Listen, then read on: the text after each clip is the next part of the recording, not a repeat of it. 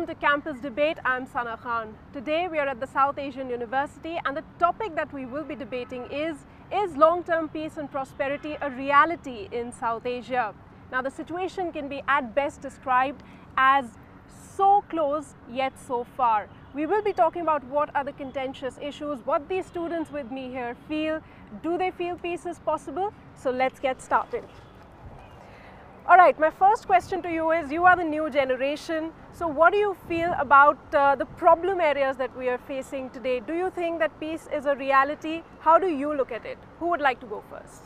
The question itself is really attractive, and the peace and prosperity as it looks is really fancy words. But coming to reality, whether peace and prosperity is a possibility in the long run in South Asia is a question and challenge. Since the establishment of SAARC and the SAFTA and all the South Asian agreements to boost up and facilitate, but what I see the challenge here is the cooperation, the real political cooperation between the countries. As we all know that Pakistan and India are the two giant players in South Asia. While SAARC was initially being initiated, both countries doubted to join the SAARC. After India was convinced to join, Pakistan, it took 3 to 4 years for Pakistan to become convinced and join the SAARC agreement. Even now, we see that they are having their battleground in the sub-region, in other countries. They are having their competition, and they cannot trust each other. Whenever the military budget of India and Pakistan are being raised. Now, let me just stop you for a moment. You made 2 or 3 very important points already, and I'd like to take this forward. First, you mentioned about the economic cooperation. Perhaps that is the key to solving the political differences that exist. We'll be talking more about that, and also about India and Pakistan, because these are the 2 key players, but the other countries cannot be left behind, because every country in the region obviously share a boundary. So let me ask other students as to, what do they actually feel that maybe economics is the way to solve the problem? All right, good afternoon. I'm Mohammad and I'm from Bangladesh. What I think is the topic, whatever we are discussing today, it is only a reality at that point whenever we ourselves, each and every individual player starts believing it. If we believe it is possible, then only it's possible.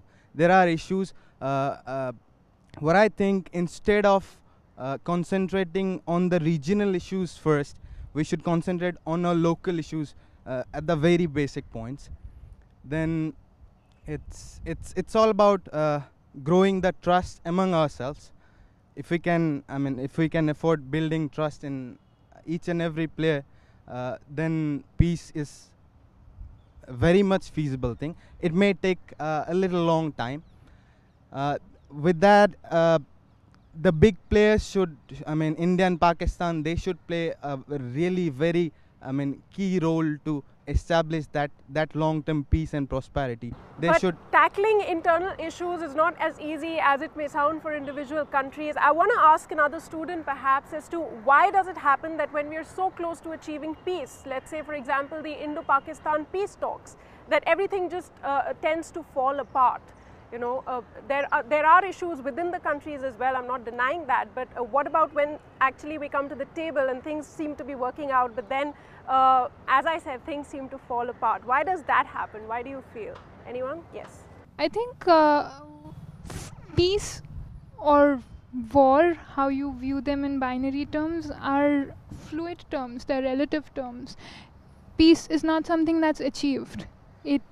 And it's not just located on a war front or in cooperation dialogues. It's also located in arenas like culture. In traditions, for instance, the Ramayana, which the entire Asia shares. So I think where we locate peace and how do we define it? How do we tackle the various identities that are located within this region? How we view migration, something as a strategic and as well as a cultural process, is very important. And I think those should be the dimensions from where we should be viewing the process of peace building and cooperation building. Yes, I completely agree with what you say, but sadly the leaders of these various countries, there's a lot of politics at play, and sometimes things are not as transparent as, black and white as one may wish to.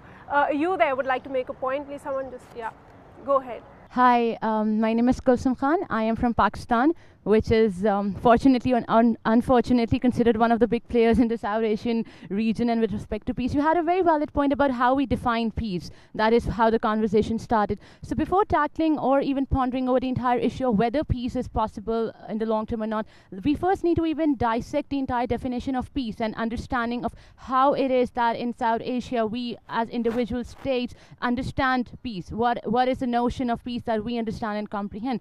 Secondly, when you talk about whether Indo-Pakistan relationship, whenever they come to the tables, we see a lot of times our states, our representatives coming to talk, but then those talks or even those agreements fall apart. I think from my personal perspective, we have to let go of what has happened in the past, but then are we willing to do that? Are we willing to let go of our historical vendettas, our historical differences? And even though it is always said that India and Pakistan have a shared history, which again is very controversial and debatable in its own right, but then for long-term peace and even for taking the process of progression ahead, we need to first understand peace, and we need to first understand whether we as India, as Pakistan, as South Asia are willing to, in the name of peace, for the sake of peace, so are willing to compromise. The basics of the word peace are in question over here as we speak. It's a very interesting debate, and we hope it will get even better. Time for a very short break. I'll be back.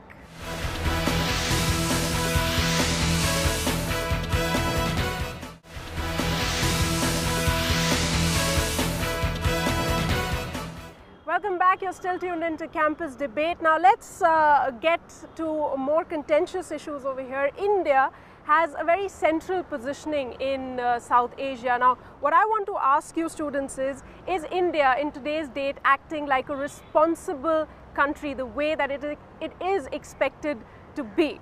Who would like to go on that? Thank you so much. I am Mohammad from Afghanistan. I just wanted to talk about India, what is acting of India in bringing peace in the South Asian region. So if we just look at the foreign policy of India, we can get easily to this one. India is like Indian regional policies toward for the peace is not quite well, because if you see that India has dispute over Tamil with Sri Lanka, India has some conflicts with Pakistan, and from the other side India has conflict with Nepal and with some other nations. You know, geography matters a lot. We are living in the same geography, so when we are living in the same geography, prosperity and peace can be brought with mutual understanding and with mutual belief. If we have that mutual belief, then we can have this economic cooperation or development in other things. But since India doesn't have that belief with Pakistan. Since you're from Afghanistan, let me just bring up the NATO troops that are going to withdraw from Afghanistan in 2014. A lot of questions are being asked about that. Then what do you think, let's say, India's role should be in that withdrawal? What should India do better? Especially in terms of Afghanistan, I have to tell that India is quite doing well in Afghanistan. We have lots of Indian companies who are investing in Afghanistan in terms of economy and all these things. And we have so many agreements that in Afghanistan and India has. We have a strategic pact. We have that military help from India. Even our president has come to the India for a long time back. There I'm getting a very, very mixed answer from you. First you say that there is a lack of trust, India doesn't trust it. But then your point is very clear that India and Afghanistan have been very cooperating and very close. Someone else on this? You? Not exactly on this. I just wanted to bring up on this issue. You talked about how responsible is India behaving towards the prosperity of the South Asian region. I just wanted to bring up on this issue that I just reading the news regarding the NHRC versus the Arunachal Pradesh thing. The Arunachal Pradesh people had this problem with the Chakma group, and they wanted them to be expelled out of the country, and the citizenship issue that had. But the Supreme Court of India came out with a decision that it is totally impractical and inhuman to get them out of the country, and it came out with the decision that no, we cannot talk about that, but we can redress the grievances of your people, your citizens, right? So it is really responsible on a part of the Indian Supreme Court that is coming with a neutral kind of a decision, not favoring even its own people, and it's looking for the practical side of it, right? So that's really anyone else would like to talk about? Yeah, you go ahead. I'm Puneet from India, And in the academic circles, there's the idea of world policeman. For example, people say that America and United States play the role of world policeman. Similarly, in the SAARC region, we believe that India should play a role as a regional policeman. First of all, it's a big marketplace. It's an economic superpower compared to the other countries. There's 7-8 countries. And the second is the shared historical cultural lineage that we have with other countries. So in that sense, India being a mature democracy can play that role. And if it does not play a role of a policeman, then what happens if India withdraws and any other country comes in? What are the options? First is, if India withdraws, there's nobody, and that option is very anarchic in nature, because if nobody is there, the condition worsens. The second is, the second country which can take up the position would be Pakistan, but Pakistan itself is unstable in that nature, and Afghanistan is a war-torn country right now, and other countries itself have ethnic conflicts, for example. So Puneet thinks India should play the role of a policeman, all right. If not India, then perhaps Pakistan. But I want to have a take on what students from other countries think about that.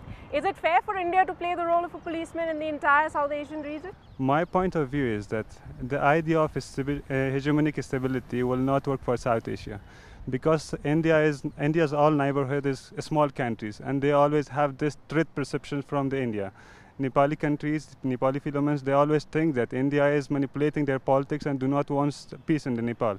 Same as the Pakistan. Otherization is happening there always in Pakistan, and their identity of Pakistan is against India. What means is that the colonial past has always mediated our present and will mediate our future. So what I mean is that India should have a kind of peaceful neighborhood with all the countries in neighbor and playing the policeman is certainly not something that you would agree with. Omar from Afghanistan, you said, right? You were nodding your head over there. What do you have to say on this? I'm Alauddin from Bangladesh. So as Bangladesh share its border with India, and 90% of its border is with India, now India is making fence over the border, and there are lots of issue of breaking human rights, in killing in the border. So every country in South Asia believe in their sovereignty. So if we say that one specific country should play as a policeman, as a police force in this region, so we are denying the sovereignty of others. I want to quickly take in a comment from her as well in the corner. I am Chayanaka. I am from India. From whatever that I've heard so far, there is an evident sense of paradox in whatever that's been spoken thus far.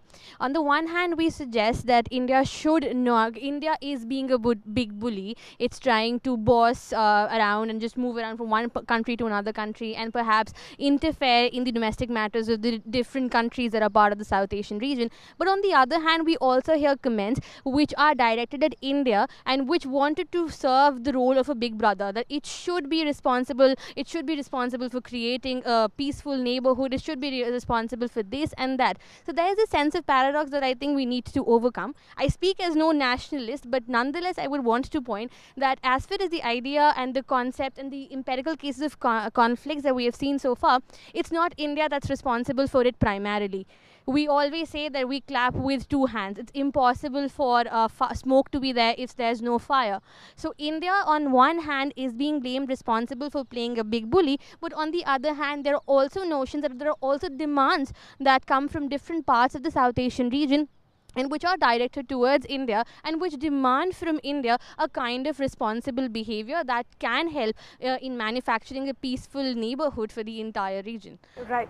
There are a lot of other issues kept in mind here, but this idea that you, Puneet, brought about of India or any other country for that matter in a region trying to act as a policeman will be negated by a lot of people. Now what I want to ask is that there are now elections coming up in many of the South Asian countries, either end of this year or perhaps early next year. Do you think that any changes that one, as you students, what are you expecting? Are you talking about any changes that might come about? The election is always, there is some observer from the Western so-called progressive democratic countries in this South Asian region, but definitely election is an internal issue of a country, right? So I think media has a great role to play to protect the sovereignty of others, to protect the respect of others. How? Because that I found in Indian Frontline, Times of India, they're covering that India, New Delhi wants the Awami League regime for the next time. means that New Delhi wants something to happen in Bangladesh. So definitely where there is two major But those are just media reports. We cannot go by... I'm coming to that where the problem of long-term peace. So it's related to our main motion. So when one report or lots of report published in this country that New Delhi wants somebody in power in that country, means that the opposition of that country, that opposite political party, they will raise their voice against this. So, and it's not an anti-Indian voice. It's a voice against the hegemony, against the intervention inside the domestic political party. I get your point. Many students want to speak on this, but I'm going to take a very short break and come back and we'll pick up from where we left. Take a very short break.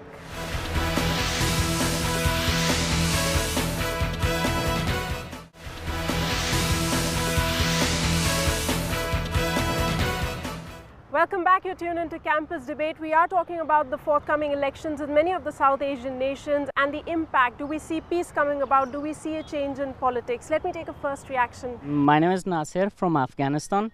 I think the election in Bangladesh, India and Afghanistan will have huge impact in the future of this South Asia in general. If the right wing is coming in power in India under the BJP, it will change not only what is there in India, with doubting multiculturalism and the rights of minorities, to what is happening in Bangladesh, whether it is between the center and the right wing.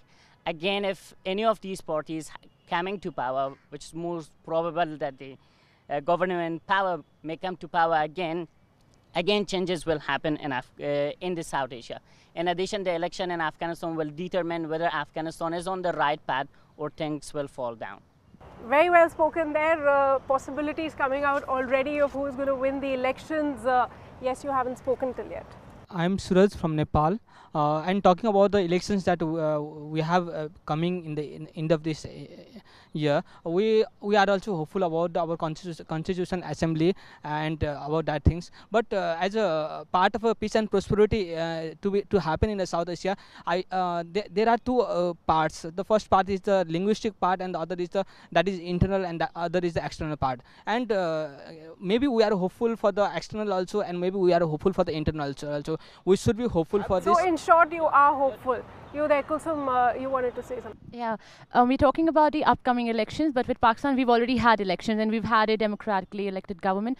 And, well, it was sad because as soon as the new Prime Minister was sworn in, he sent out an invitation to the Indian Prime Minister, but the Indian Prime Minister refused to come here. And even there were talks about, especially in light of the recent LOC conflicts that we just saw in the month of August, that the Indian Navy and the Indian Army had actually advised the Prime Minister of India not to meet the Prime Minister of Pakistan. So when we talk about taking Puneet's point and everybody's point about India playing as a big brother or as the policeman, I highly disagree with that. Based on just because India has a large territory does not mean that impliedly it obtains the position of a big brother. Right. I want to talk about China as well over here. Do you think the China factor impacts the feeling of oneness, the prospects of the feeling of oneness in South Asia? Who feels that it actually, has a huge impact, because China does play a very strong role with a huge amounts of investments in most of the South Asian nations. So really talking about the role of China on stability of South Asia is a big issue, and I think very strong history on India, Nepal, Bhutan and all related countries. China shares a border as well in current world. So we should be think that there should be a vital role, and China is playing a very important role in establishing peace and prosperity in South Asia. And we all South Asian countries should think of it and should have a... So you're saying the South Asian countries should keep a check on the way China is slowly increasing its influence. My name is Sudesh Pokhrel. I'm from Bhutan, but I'm an origin of South Asia. So why we are talking about Pakistan, why we are talking about Bhutan? I'm from Bhutan, but it doesn't mean that I don't fall in South Asia. We fall in South Asia, so we should talk as South Asians. We shouldn't talk as, like we are here as, the establishment of this university itself is a proof that we are taking steps for a peaceful resolution in South Asia. Whatever it is that, like, for example, China, you mentioned China. There is a lot of border conflicts with China and India. That lines are built by people, individuals, not us. So when we go back to our country, we shouldn't be narrow-minded and nationalist that we say that we are from Bhutan. Absolutely. We should say that we are from South We should start Asia. at an individual level. First, we should think of ourselves as South Asians, and then... Subhi from India. And even though we consider China as one of the emerging hegemons, and it could act as a force for solidarity among the other nations in South Asia, South Asian regions, China has a very, very clear policy of a capitalist nation where it believes that it is not interfering. It is just looking out for markets and without interfering in any of the democratic rights and means. It's very China's clear. excuse, but that doesn't take it away from the fact that it should be kept under check. Yes. Yeah, hi, I'm Pankari from India. So now again, with regard to China's role, what I feel is that, I mean, it's not all that an economic role that it's playing. It also has certain other dimensions. For instance, if we look at the China and Pakistan angle, there is a lot more than just economics happening there. What was the transfer of land? There was a transfer of land to China from Pakistan. And, things like that, they kind of give you a sense of, apprehension about China and what exact roles is it playing. Moreover, if you look at other areas, I mean, the India-China conflict, I mean, not conflict so to say, but yes, the border issues and the issues that we have with China, it shows that there is something going on. Probably it's not just about China having the very best of intentions for us. Maybe there is something else going on in the background.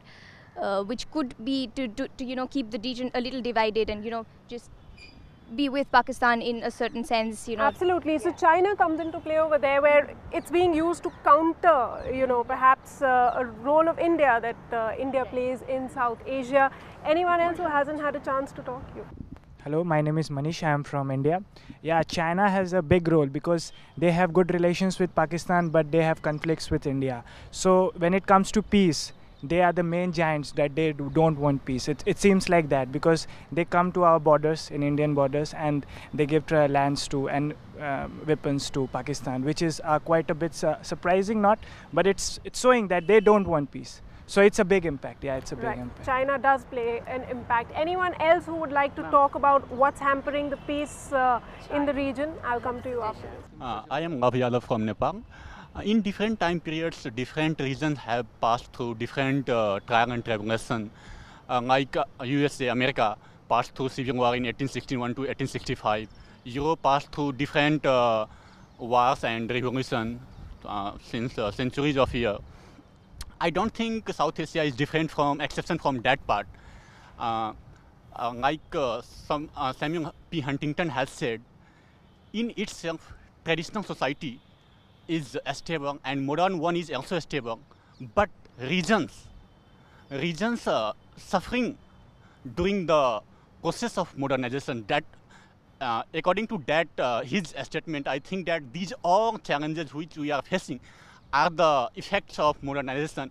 We don't have to worry about these kinds of challenges like ethnic conflicts in Nepal, like Madhesis and Pahadis, in Sri Lanka, Tamil and Singhali, in Bhutan, Nepali and Bhutanese, in India, tribal and non-tribal. We have to confident that we are 100% confident that there is possibility of peace and prosperity in South Asia because we have started to run on the track of... I get your point. Please pass the mic quickly over here. Thank you. I'm Fatma from Maldives. What I think is what we should do towards a peaceful prosperity in the SAARC region is to let aside the feelings of nationality and be a more neighborhood. I mean, all the religions in this area preach a neighborhood principle. So I think we should be more cordial towards each other and more understanding about each other. So there are a lot of different opinions, but one thing is for sure, an area so rich in culture and heritage, South Asia, there is a strong possibility of peace. The students, at least with me here, seem to think so. There are impediments along the way, but none that cannot be overcome. This is me, Sana Khan, signing off. We'll be back with another interesting topic on Campus Debate another time. Goodbye.